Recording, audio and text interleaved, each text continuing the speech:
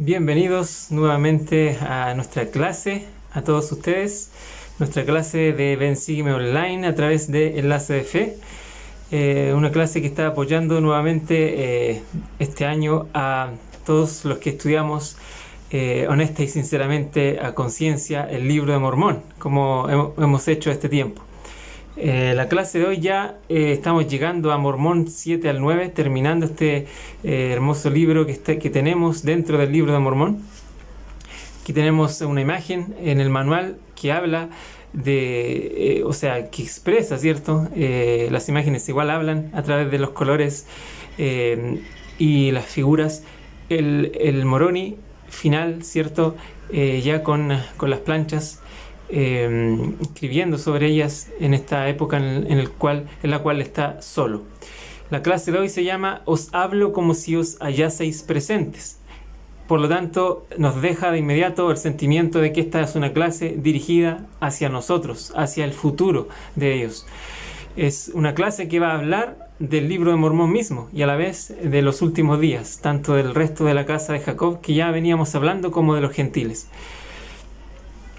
Echando un primer vistazo al manual, tenemos algunos temas destacables que hablan de creer y asirse el Evangelio como la solución, la respuesta a aquellos que necesitan tener una seguridad en el camino.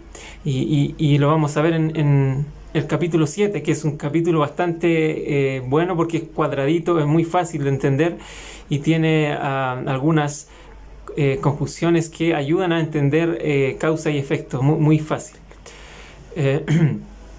Entonces también tenemos el libro de Mormón y su valor. Tenemos aquí el libro de Mormón escrito para nuestros días y también hay otras ideas que surgen de estos 3 capítulos. Quisiera irme de inmediato a las escrituras como siempre para comentar directamente desde ahí. Mormón 7 entonces. Este capítulo les acabo de comentar que me gusta bastante. La clase de hoy la queremos hacer bastante ágil, dinámica, no tan redundante y poder irnos directo y quizás dejarle más tiempo a ustedes en sus estudios. De hecho, esta clase va a ser más breve que lo normal. Se habla entonces de 2 temas principales que aparecen aquí. Mormón invita a los lamanitas de los últimos días a creer en Cristo y aceptar el Evangelio, ser salvos, pero que también el libro de Mormón y la Biblia testifican de sí. Aquí dice, todos los que crean en la Biblia creerán también en el libro de Mormón, pero como hace resumen, solo está dando una sola parte de la idea, pero el capítulo mismo enseña también lo otro, que todos los que crean en el libro de Mormón creerán también en la Biblia. Son libros que dan y dejan un testimonio sobre el otro. Esto ya está pasando en el 385. Entonces, para clarificar cómo funciona este capítulo 7, me gustaría expresarles que desde el versículo 1 hasta el versículo 7, precisamente, se está hablando de las cosas que tenemos que saber. Es por eso que aparece tanto esto repetido en el 1. Sepan de estas cosas, sabed, hasta el 5. Y hasta el 7 incluso se menciona el conocimiento que tenemos que adquirir. Y el saber nos está llamando a conocer y a comprender y por lo tanto a tener un testimonio. Y aquí hay una frase relevante que es por tanto, y ahora no está hablando de lo que hay que saber, sino lo que hay que hacer. Entonces, está hablando de una coherencia relacionada, causa y efecto. Si yo sé lo que está acá arriba, entonces, por tanto, ¿cierto? Hay que hacer lo que está acá abajo. Siempre hay una relación bastante estrecha entre el decir y el hacer, o entre el saber y el actuar. Entonces, se menciona lo que se debe hacer y después hay otras cosas que llegan y conducen al propósito del capítulo. El propósito del capítulo es prepararnos para que nos vaya bien en el día del juicio.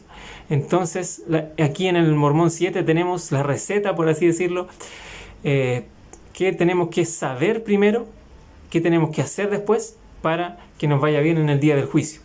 Entonces, ponga mucha atención porque aquí Mormón está invitándonos hablándonos de hecho en los últimos días también al resto de este pueblo. Saber que sois de la casa de Israel, que debéis llegar hasta el arrepentimiento, no podéis ser salvos. Saber que debéis abandonar vuestras armas de guerra. Saber que debéis llegar al conocimiento de vuestros padres. Hay varios invitaciones a comprender, a estar al tanto.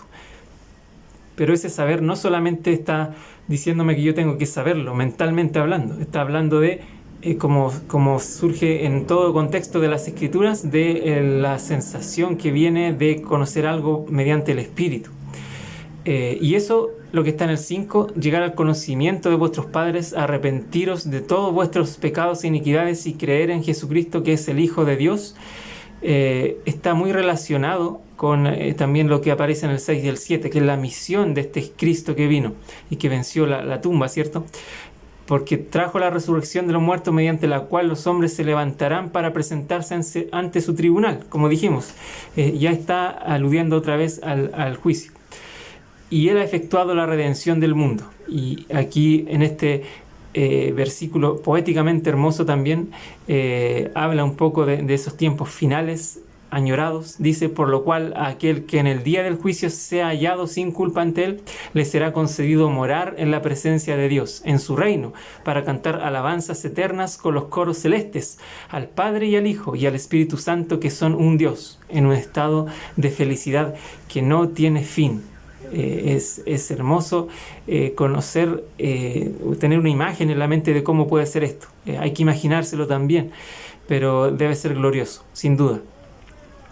Entonces ese por tanto ya nos dirige a lo que vamos a tener que hacer después de tener estos testimonios. Es decir, no me sirve de nada el testimonio. Muchos líderes lo han dicho, los apóstoles de esta época, que el testimonio se pierde incluso si no se practica la creencia. Por tanto, arrepentíos y sed bautizados en el nombre de Jesús y asíos al Evangelio de Jesucristo. Ese es el resumen. A llegar a asirse, a aferrarse al Evangelio de Jesucristo. Habla de arrepentirse y bautizarse como resumen, pero cuando uno habla de arrepentirse, implícitamente habla de tener fe en Cristo. Y cuando uno habla de bautizarse, implícitamente habla de un convenio general que incluso involucra al don del Espíritu Santo. Entonces está hablando de los pasos del Evangelio. Y el asirse a mí me llama la atención porque también refleja la palabra de perseverancia, porque hay que asirse pero agarrarse, estar ahí asidos del Evangelio. Por lo tanto se menciona ese quinto principio que de los primeros principios que hemos aprendido en la iglesia. Entonces después, dentro de lo que hay que practicar, se menciona también en el 8 y el 9 los anales que llegarán de los judíos a los gentiles. Pero primero dice: no solo en estos anales os será presentado, es decir, no solo en el libro de Mormón, sino también en los anales que llegarán de los judíos a los gentiles, es decir, la Biblia. Sabemos que llegó de Judá al resto del mundo. Anales que vendrán de los gentiles a vosotros, es decir, después de que fue descubierto o puesto a disposición de todos por los judíos, también los gentiles lo recibieron y por lo tanto los gentiles a América. En el 9 dice: porque aquí se escriben estos, es decir, el libro de Mormón, con el fin de que creáis en aquellos. Es decir, el libro de Mormón tiene otro propósito, que es creer también en la Biblia. Pero también dice aquí que si creéis en aquellos, es decir, en la Biblia, también creeréis en estos. Esto es bonito porque los que creen en la Biblia, realmente creen en la Biblia, no podrían jamás dudar de que el libro de Mormón es verdadero. ¿Y por qué les comento esto? Y quiero también fundamentarlo de una forma más concreta y poderosa con una cita aquí del presidente Brigham Young, que dijo: nadie puede decir que este libro, y lo dijo poniendo su mano sobre la Biblia, es verdadero. Es la palabra de Dios, es el camino, el cartel indicador en el sendero y el mapa por el que podemos saber cuál es la voluntad de Dios, y al mismo tiempo decir que el libro de Mormón no es verdadero. Si esa persona ha tenido el privilegio de leerlo, escuchar su lectura y aprender su doctrina, hablando del libro de Mormón. No hay una sola persona sobre la faz de la tierra que haya tenido el privilegio de conocer el Evangelio de Jesucristo por medio de estos dos libros que pueda decir entonces que uno es verdadero y el otro es falso. es totalmente imposible. Me encanta esta cita porque me habla del poder que tiene de testimonio el uno del otro. Entonces, queridos hermanos, tengamos la certeza de que el libro de Mormón también viene a potenciar nuestra creencia en aquel palo de Judá, y viceversa. Aquellos que han tenido el honor, ¿cierto?, de leer pasajes de la Biblia inspirados sobre Jesucristo, los profetas, las leyes, las ordenanzas del Evangelio, la predicación, los sacrificios de tantos mártires, por supuesto que va a llegar a creer en el libro de Mormón, porque todas las cosas que aparecen ahí en la Biblia han sido apuntadas al Evangelio sempiterno, que está también expresado de una forma muy poderosa y directa en el libro de Mormón. Incluso hay muchas profecías que hemos visto durante el año que hablan de cómo en ambos libros se testifican entre sí. Entonces, sabréis que sois un resto de la descendencia de Jacob. Y aquí, en estos versículos finales, como dije, está el propósito de todo esto: ser contados. También dice, si sois bautizados, agua, espíritu, seguir el ejemplo. Entonces nos va a ir bien en el día del juicio. Qué genial es para mí este capítulo. Es breve, pero es sumamente interesante. Entonces es así como en el capítulo 8 los lamanitas dice que persiguen y destruyen a los nefitas, y sabemos porque habían algunos, ya vimos la clase pasada que se habían arrancado al sur. Aún esos fueron los lamanitas a aniquilarlos. Y después se habla de cosas futuras, la aparición del libro de Mormón, las guerras que iban a haber a futuro, y la apostasía predicha. Entonces se habla también de todo eso. Bien, y aquí en este capítulo 8 vamos a darnos cuenta que hay varias cosas también que aprender, desde el 15 al 25 en particular, desde el versículo 15 hasta el versículo 25 hay varios puntos que quisiera también expresarles y que están aquí, propósitos del libro de Mormón que podríamos incluso seguir añadiendo a la portada del libro de Mormón, que expresa esos 3 grandes propósitos que vimos durante el año. Podríamos añadir que según el versículo 15 también es para el beneficio, ¿cierto?, del antiguo y por tan largo tiempo dispersado pueblo del convenio del Señor. O sea, eso es sumamente relevante, el hecho de que el libro de Mormón tenga también ese objetivo, que es beneficiar al pueblo del convenio. Muchas veces lo vemos como que declara bendiciones y maldiciones de forma bastante pareja, por así decirlo, pero a fin de cuentas es para el beneficio, porque siempre el Señor manda profetas para acordarnos de lo que debemos hacer para recibir estas bendiciones. Así también sucedió con los nefitas y los lamanitas. También según el versículo 21, bueno, aquí sigue hablando así de cómo iba a salir a luz esta palabra y que no culpemos, y lo vamos a tocar en breve, los errores humanos, mezclándolos como si fueran errores divinos, ¿cierto? Pero en el 21 en general está hablando de una advertencia que yo se la hago también directamente a aquellos que suelen criticarnos o aquellos que se apartan de la senda. Aquellos que después de conocer tantas cosas benignas dentro del Evangelio terminan yéndose, pero no solo yéndose, porque si se van, cada uno tiene mucho derecho de repente en quizás ponerse a reflexionar sobre cosas, pero si se van y aún después de eso, de irse, apartarse del camino, empiezan a perseguir el camino. Para ellos está esta advertencia del versículo 21 que suena bastante dura, pero no por ello menos cierta. Y el que respire iras y contiendas contra la obra del Señor y contra el pueblo del convenio del Señor, que es la casa de Israel, y diga, destruiremos la obra del Señor, y el Señor no se acordará del convenio que ha hecho con la casa de Israel, tal persona está en peligro de ser talada y arrojada al fuego. Imagínense la gran advertencia que el Señor pone aquí mediante su profeta para aquellos que se atrevan a destruir o a oponerse directamente, o incluso a desacreditar de que el Señor se acuerde de los convenios. Entonces, yo he visto muchas personas disidentes de la iglesia, incluso en estos últimos días, que se atreven a hacerlo, y me gustaría que pudieran reflexionar sobre esto, porque no es algo que hay que tratar con liviandad, el tratar ligeramente y vanamente aquellos convenios que con mucho amor los hicimos y con mucho entendimiento, porque el Espíritu a todas estas personas les dio poder y entendimiento para poder hacerlos. Nadie llega a hacer grandes convenios sin conocerlos antes, sin pasar por un proceso de revelación. Por lo tanto, aquellos que lo niegan y empiezan a oponerse directamente a la obra del Señor corren este peligro. Y aunque suene bastante preponderante, es así. Hay un peligro de ser talados y arrojados en el fuego. Entonces, también está para eso el Libro de Mormón, para demostrar que el Señor se acuerda del convenio que hizo con la casa de Israel.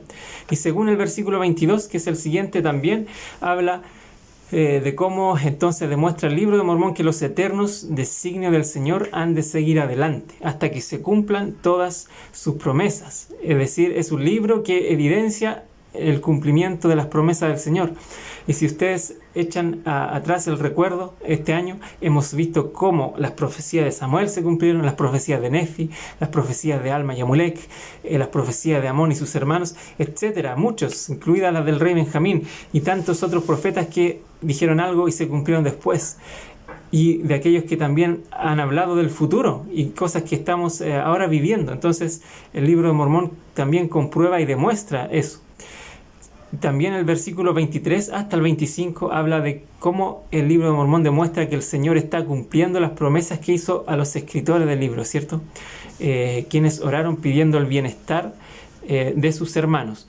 Y en este versículo 24 yo quisiera leerlo, porque para todos aquellos que ya han estudiado el Libro de Mormón este año, a conciencia, ¿cierto? Y sin perderse nada, se darán cuenta de que este versículo 24 del capítulo 8 de Mormón es una alusión hermosa al final, ya llegando a las páginas finales de las planchas, una alusión muy hermosa sobre eventos pasados, añorables eventos de otros. Miren, fíjense, y él conoce sus oraciones que se hicieron a favor de sus hermanos. ¿Quién oró a favor de sus hermanos? Nos recuerda de inmediato a Enós y su poderosa oración. Y él conoce su fe, porque en su nombre pudieron mover montañas. Está hablando de otras escrituras que de hecho deben estar aquí. En Jacob, ¿cierto? Hablaba de cómo se describía a aquellos profetas en el pasado que incluso habían con su fe movido montañas. Y en su nombre pudieron hacer que temblara la tierra. Está hablando también de aquellos que hicieron estremecer la tierra, Nefi, Alma, Amulek, Amón y sus hermanos. Dice, por el poder de su palabra hicieron que se derribaran las prisiones. Alma y Amulek, ¿cierto? De inmediato nos acordamos de eso. Sí, ni aun el horno ardiente pudo dañarlos. Habla de ellos mismos, por supuesto, de estos misioneros, pero también de los tres nefitas. Habla de cómo eran arrojados también con bestias salvajes, serpientes venenosas, etcétera, pero eran protegidos. Este versículo me encantó porque es como si en este caso el profeta Moroni, que está hablando sobre las palabras también de su padre, en el fondo palabras en unidad con su padre, están haciéndole ese guiño bastante hermoso a las enseñanzas e historias pasadas. Me encantó haberlo leído pensando en cada frase, en lo que ya hemos visto que sucedió. Entonces, me encantó. También tenemos que en este capítulo, quisiera destacar al inicio, y me salté algunos, pero en el inicio habla de que tristemente, y aquí pongo otra imagen que habla, que expresa directamente a Moroni con toda esa pena de quedar solo. Yo quedo solo para describir el triste relato de la destrucción de mi pueblo. Pueblo dice que ha desaparecido y yo cumplo el mandamiento de mi padre y no sé si me matarán o no. Palabras tristes que está viendo este gran profeta final y que está queriendo solo cumplir el propósito de escribir y esconder en la tierra estos registros sagrados. De hecho, en el 5 habla, mi padre ha sido muerto en la batalla y todos mis parientes y no tengo amigos ni a dónde ir. De verdad esto da tristeza grande, profunda, porque ni puedo imaginarme la dificultad que habría sido para mí el quedarme sin mi familia, sin las personas que podían ayudarme, como mi padre en este caso, que le daba cierta fuerza, era un gran soldado y líder. y quedar a diestra y siniestra, como se dice, a la suerte del mundo, y espero que a la suerte de Dios, porque de hecho tuvo tanta aflicción, yo creo, que Dios se acordó a tal forma que hoy en día nos referimos a Moroni como el gran Moroni resucitado, aquel en el cual honramos en cada cúspide de templo, ¿cierto?, por su función como restaurador en los últimos días. Meditemos en eso, en el gran poder de este siervo del Señor que sufrió tanto o más como su propio Padre en estas etapas finales de persecución y dolor. Él dice que han pasado 400 años y empieza a relatar entonces este final y la grande caída de su propio pueblo. Eso le agrega más aflicción a su estado. Entonces quisiera aquí destacar que ya hay solo la manitas y ladrones, como se había hablado también al inicio de Mormón. Y dice que no hay quien conozca al verdadero Dios salvo los discípulos de Jesús, quienes permanecieron en la tierra hasta que la iniquidad de la gente fue tan grande que el Señor no les permitió permanecer con el pueblo, y nadie sabe si están o no sobre la faz de la tierra. Ya habíamos hablado sobre eso en la clase pasada. Y quien reciba esta historia y no la condene por las imperfecciones que haya en ella, tal persona sabrá de cosas mayores que estas. Entonces, hermanos, mi invitación es a que todos ustedes, incluso aquellos que nos ven de repente y no son miembros de la iglesia, pero son bienvenidos como amigos que están aprendiendo y sobre nuestra fe, que es la fe en Cristo, que puedan entonces creer que si hubiera alguna imperfección, que de hecho Moroni tampoco cree que la hubiera, pero si la hubiera, que no condenen las cosas de Dios por simplemente alguien se equivocó en una coma, en un punto, en una frase, en una obviedad que a lo mejor para ellos no era obvio. Entonces no critiquemos el mensaje de Dios solo porque nosotros nos creemos tan instruidos, que es válido también entre ustedes. Entre todos nosotros podemos haber muchos hermanos bien instruidos y podemos empezar a criticar lo que queramos desde la perspectiva del conocimiento que tenemos, pero no condenemos a un libro, el libro de Mormón, otro testamento de Jesucristo, por cosas tan quizás pequeñas. Y vamos a leer también una cita próximamente sobre eso, que habla de cómo estas cositas pequeñas en desmedro de lo otro, ¿cierto? No son nada de las grandes bendiciones que se reciben. Entonces, y lo más importante, que aquellos que no hagan eso recibirán cosas mayores, tesoro de conocimiento. El 14 se refiere a que él está escondiendo esto para los fines del Señor, mas las planchas en que se halla no tienen ningún valor por causa del mandamiento del Señor, porque él ciertamente dice que nadie la sostendrá para lucrar, mas la historia que contienen es de gran valor, y aquel que la saque a luz, es decir, José Smith, el Señor lo bendecirá. Con respecto a eso, entonces, Boyd K. Packer dijo: la verdad sencillamente es que fue un profeta de Dios, José Smith.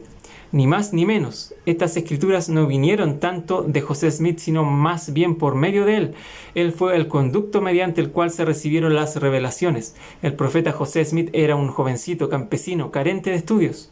La lectura de las versiones originales de algunas de sus primeras cartas revela cierta falta de refinamiento en ortografía y gramática, en la cita que yo les comenté recién, que íbamos a leer, así como en expresión. E incluso le costaba expresarse. Que se hayan recibido revelaciones por medio de él en cualquier forma de refinamiento literario no es nada menos que un milagro.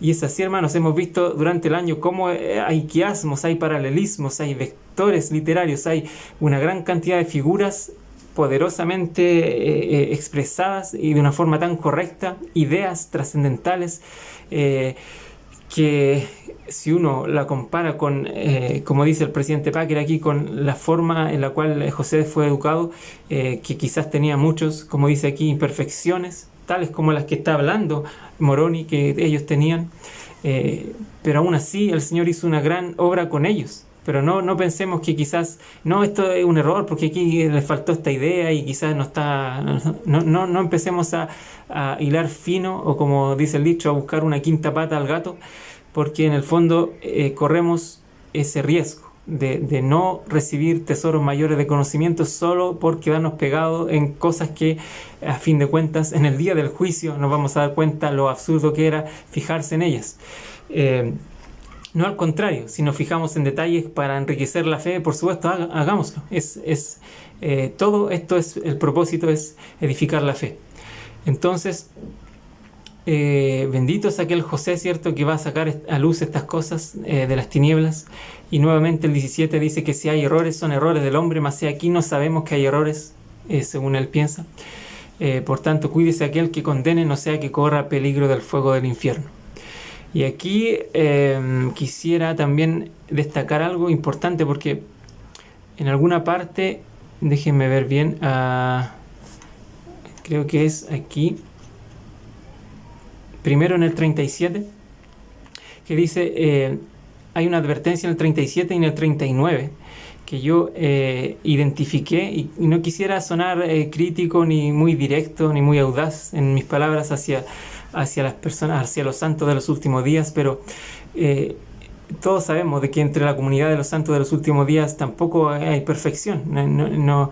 Si bien nos esforzamos en ser mejores como Cristo, y es probable que tengamos mucho de bien en nuestras vidas, porque al practicar a Cristo y el Evangelio, por supuesto que hay frutos dignos, aún así hay imperfecciones en nuestra iglesia como humanos. Y dentro de esas imperfecciones estuve meditando en este 37 porque las he visto en barrios en que he estado, etcétera, y quizás ustedes también las han identificado, y a veces vemos esto como que Moroni solo lo está dirigiendo a aquellos que no son de la iglesia. Pero de hecho, si vamos al capítulo 9, ahí recién en el versículo 1 dice que ahora hablo también concerniente a aquellos que no creen en Cristo. Entonces, en el 8, por supuesto, está hablando a aquellos que creen en Cristo, aquellos que hicieron un convenio, de hecho, con Él, aquellos que podríamos llamar como su iglesia. Entonces, Él está preocupado porque en la iglesia surjan estas cosas. Y dice aquí, porque he aquí amáis el dinero y vuestros bienes y vuestros costosos vestidos y el adorno de vuestras iglesias, más de lo que amáis a los pobres y los necesitados, los enfermos y los afligidos. Y penosamente yo esto lo he visto entre hermanos, y quisiera que todos meditemos en esto, porque podríamos caer nosotros mismos en este juego a veces del consumismo y el preocuparnos por tener el mejor reloj, el mejor celular, el mejor notebook, el mejor auto, o tener 2 o 3 autos, mientras quizás hay un hermano en nuestro mismo barrio que está pasando penurias, que está pasando hambre.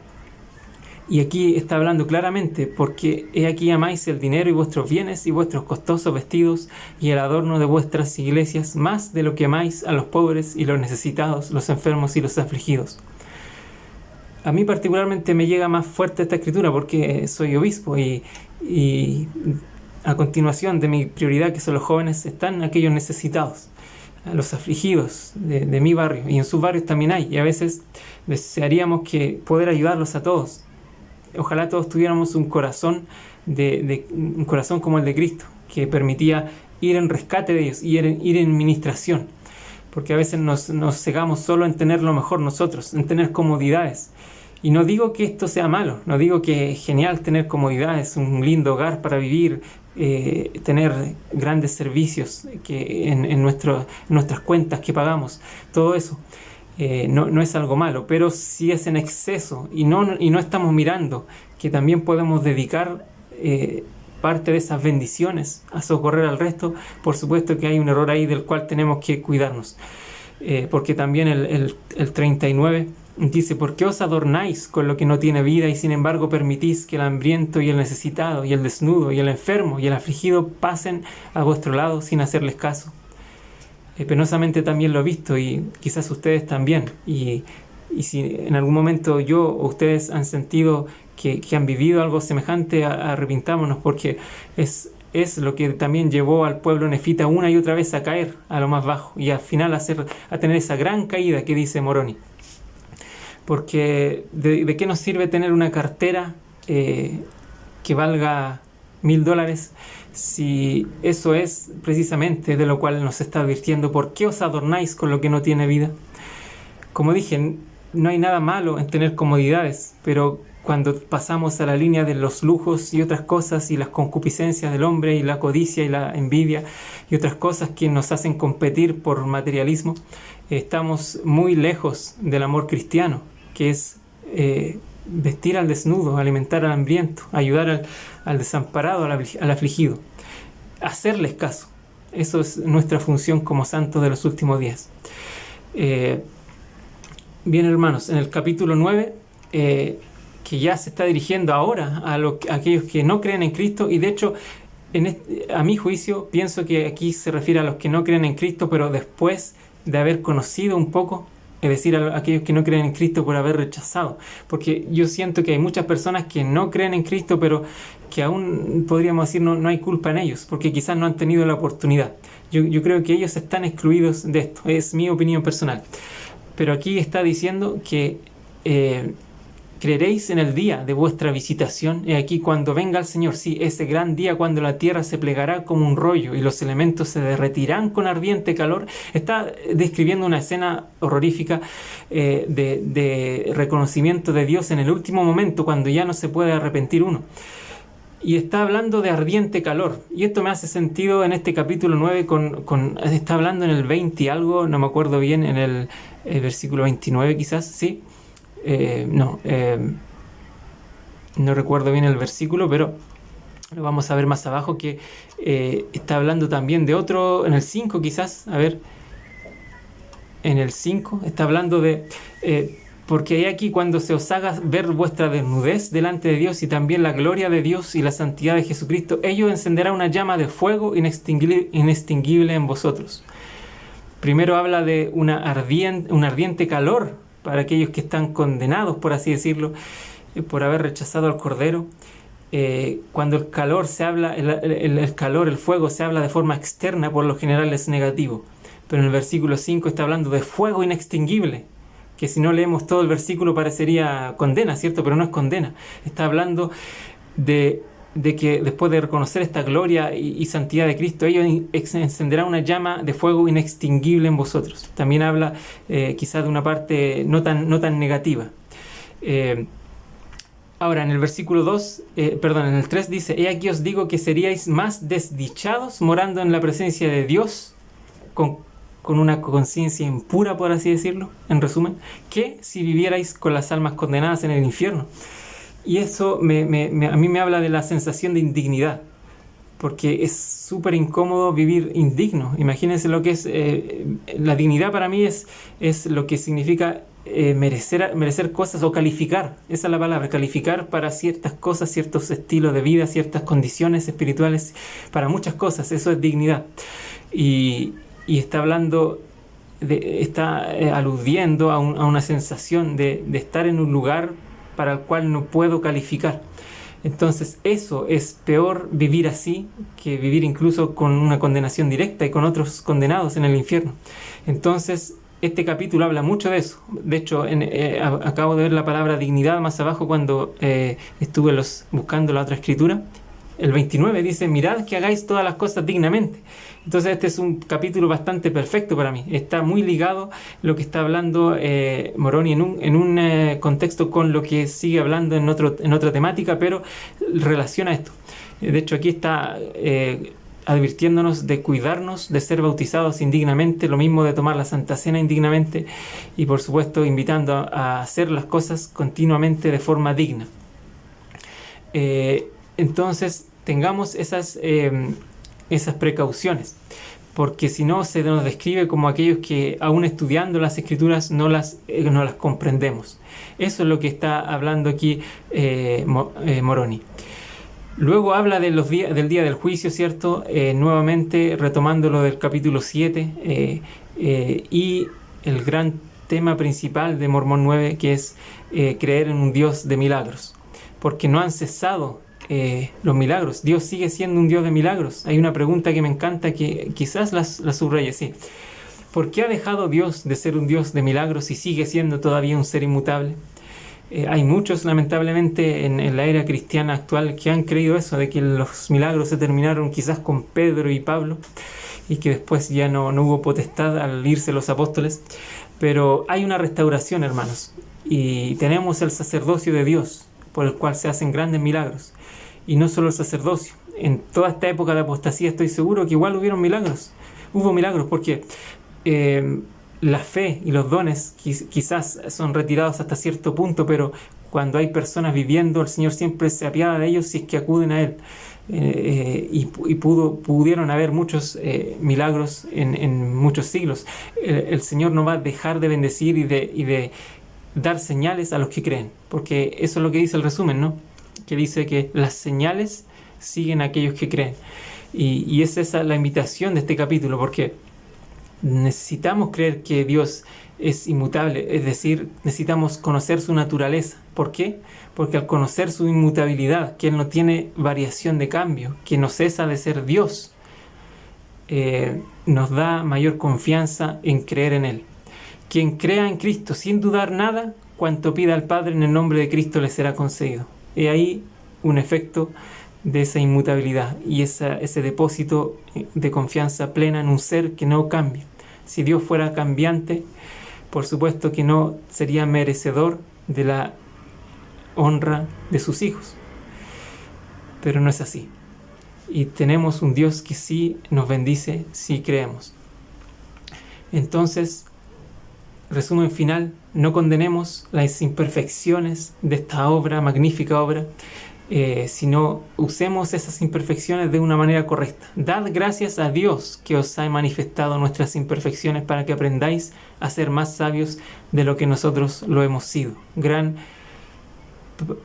enseñanza de perfecta humildad de Moroni. Y cierro con esto esta clase invitándoles a todos ustedes a que puedan acercarse más a Cristo y puedan confiar en el amor, aun cuando se sientan tan solos como Moroni, como Mormón, abandonados quizás, viendo la ruina de su entorno, viendo gran contaminación, como decía otro versículo de esta clase, viviendo inmersos en ello. Aún así el Señor provee su gracia y su protección. Solo confíen en Él y de seguro Él les traerá mayores bendiciones si no dudan, si no condenan lo que realmente les digo es totalmente incondenable, porque es milagroso y ha traído grandes frutos en mi vida, y lo testifico en el nombre de nuestro Señor Jesucristo. Amén.